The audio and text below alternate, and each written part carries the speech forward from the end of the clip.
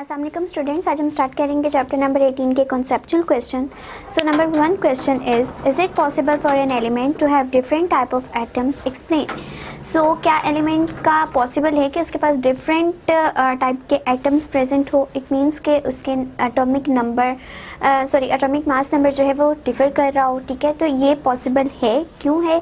In case of isotopes. ठीक है, isotopes में क्या होता है, एक ही एलिमेंट होता है बट उसका जो एटम है उसमें नंबर ऑफ न्यूट्रॉन्स जो है वो डिफर कर रहे होते हैं। ठीक है, सो आइसोटॉप बेसिकली क्या है,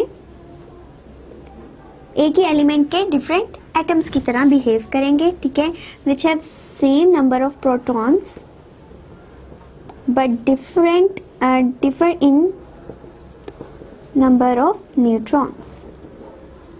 ठीक है, सो ये एग्जैक्टली पॉसिबल है कि एक ही एलिमेंट के एटम्स जो हैं वो डिफरेंट टाइप के प्रेजेंट हों। ठीक है, the next question is what nuclear reaction would release more energy, the fission reaction or the fusion reaction, explain। so fusion reaction जो है वो ज़्यादा एनर्जी रिलीज करता है। क्यों? क्योंकि इसको स्टार्टअप करने के लिए भी ज़्यादा से ज़्यादा एनर्जी रिक्वायर होती है। ठीक है, तो अगर ज़्यादा एनर्जी रिक्वायर कर रहा है तो ऑब्वियसली जब वो ब्रेक होगा उसको ज़्यादा एनर्जी चाहिए एंड देन वो एक कंबाइन करके बड़ा जो है वो मॉलिक्यूल बना रहा है, बड़ा एटम जो है वो डेवलप कर रहा है, तो उसकी वजह से उसके अंदर एनर्जी जो है वो ज़्यादा देने की वजह से रिलीज भी ज़्यादा करेगा। ठीक है, किस तरह से कि हमने उसको उस रिएक्शन को स्टार्ट करने के लिए, फ्यूजन रिएक्शन बेसिकली है क्या, टू स्मॉलर एटम्स जो है वो कंबाइन करते हैं और एक लार्जर एटम कंपोज करते हैं। ठीक है, तो दो चीज़ों को जब हमने मिलाना है तो हमें ज़्यादा फोर्स लगानी पड़ेगी। ठीक है, ज़्यादा फोर्स लगाने का क्या मतलब है कि हम उनको जिस तरह हम मैग्नेट्स को करीब लाना चाहिए तो वो एक दूसरे को रिपेल करना शुरू कर देते हैं, तो हमें बहुत ज़्यादा फोर्स लगानी पड़ती है तो वो कुछ हद तक करीब आते हैं, अदरवाइज वो एक दूसरे को रिपेल कर देते हैं। इसी तरह से दो स्मॉलर एटम्स को हम लोग फोर्स लगा के बहुत ज़्यादा तब उसके एनर्जी देंगे एंड फिर वो एक बड़ा एटम बन जाएगा। ठीक है, अब वो जब एटम ब्रेक डाउन होगा तो वो ज़्यादा से ज़्यादा एनर्जी रिलीज करेगा क्योंकि वो जो है लार्जर इन साइज है। जो चीज़ लार्जर इन साइज होगी उसकी ब्रेकडाउन से ज़्यादा एनर्जी रिलीज होगी। सो जो फ्यूजन रिएक्शन है वो as compare to fission reaction इस सेंस में कि वो लार्जर जो है उसको लार्जर अमाउंट में एनर्जी चाहिए टू इनिशियलाइज द रिएक्शन, इसलिए वो ज़्यादा एनर्जी रिलीज भी करेगा। The next one question is 18.3. Which has more penetrating power in alpha particle or a gamma ray photon? So किसकी ज़्यादा penetrating जो है पावर है, अल्फा पार्टिकल्स की या गैमा की? तो हमने पढ़ा था कि जो अल्फा पार्टिकल्स हैं वो आयनाइज बहुत ज़्यादा करते हैं। ठीक है, उनकी आयनाइजिंग पावर जो है, आयनाइजिंग पावर वो बहुत हाई है। ठीक है, और जो चीज़ जितनी ज़्यादा आयनाइजिंग होगी, लेट सपोज ये हमारे पास गैस मॉलिक्यूल हैं और गैस मॉलिक्यूल पे अल्फा पार्टिकल आके स्ट्राइक किए तो ये इन्हीं को आयनाइज करने में बिजी हो जाएंगे। ठीक है, ये बहुत ज़्यादा आयनाइजेशन करवाएंगे तो ये आगे ज़्यादा पेनिट्रेट ही नहीं करेंगे। ठीक है, लेकिन जो गैमा रेज हैं उनकी लीस्ट आयनाइजिंग पावर है। ठीक है, तो वो मॉलिक्यूल्स को, जो गैस मॉलिक्यूल्स हैं ये जहाँ से पास आउट करें उनको आयनाइज करने के बजाय ज़्यादा फोकस आगे पेनिट्रेट करने पे लगाते हैं, इसलिए जो गैमा रेज हैं, गैमा पार्टिकल्स हैं, उनकी पेनिट्रेटिंग हाई है as compare to alpha particles. Alpha particle से तो बहुत ही ज़्यादा हाई है as compare to beta particles high है एंड अल्फा पार्टिकल से बहुत ज़्यादा है। ठीक है, penetrating power. So question number 4 is what is the difference between natural and artificial radio activity?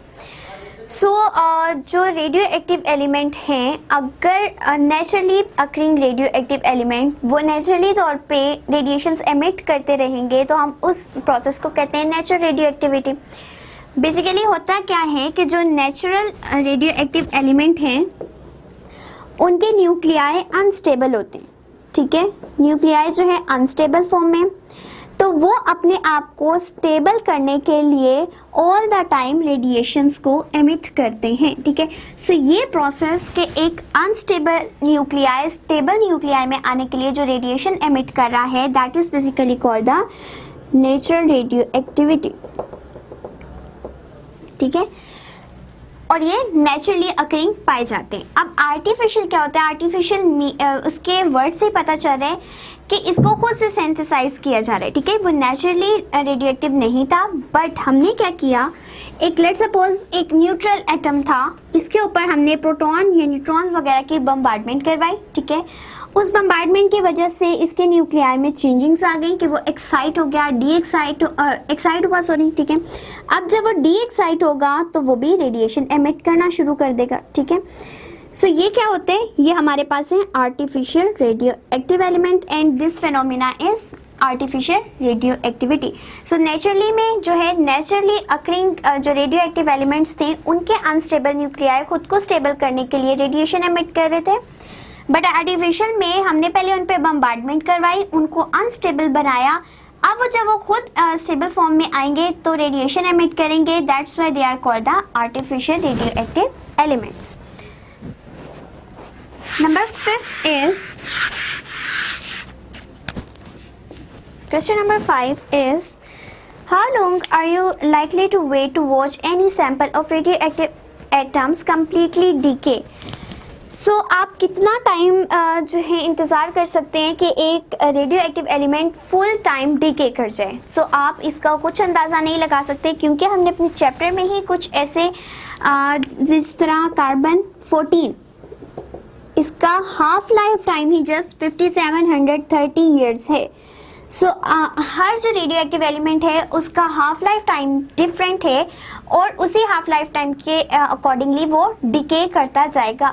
तो आप कभी भी इसके रेडियो एक्टिव एलिमेंट के अकॉर्डिंगली टाइम का कोई आइडिया नहीं दे सकते कि जो फुल सैंपल है वो कितने अरसे बाद डिके करेगा। लेट सपोज ये जस्ट हाफ लाइफ ही इतनी देर में कवर कर रहा है, तो इसको डिके करने में बहुत सारी सदियां जो है वो गुजर जाएंगी। सो रेडियो एक्टिव एलिमेंट्स के केस में कभी भी टाइम को जो है प्रॉपरली मेंशन नहीं किया जा सकता। क्यों? क्योंकि हर रेडियो एक्टिव एलिमेंट का हाफ लाइफ टाइम जो है वो डिफरेंट है और उसके अकॉर्डिंगली जब वो डिके करता रहता है तो वो बहुत ज़्यादा टाइम ले लेता है, इवन मिलियन ऑफ ईयर्स जो है उसको डिके होने में लग जाते हैं। दैट्स वाई हम इसके लिए टाइम नहीं बता सकते। सो ये था हमारा क्वेश्चन नंबर 5।